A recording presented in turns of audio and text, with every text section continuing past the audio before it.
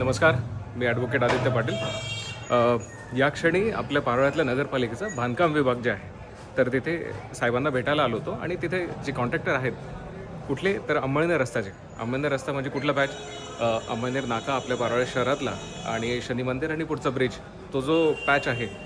तर ते मेन कारण होतं आज इथे यायचं आणि ही भेट घ्यायचं.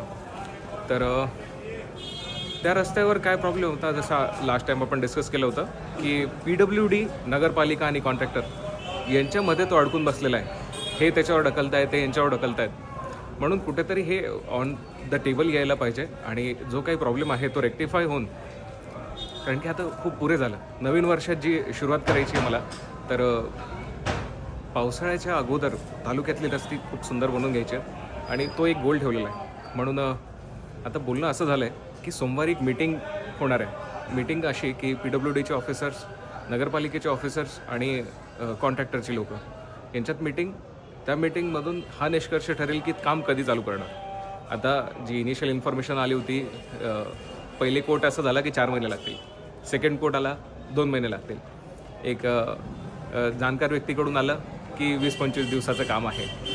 पण मग चालू व्हायला हवं आणि तुम्हाला माहिती आहे आपण चालू करून घेऊ ते. So let's see how it goes.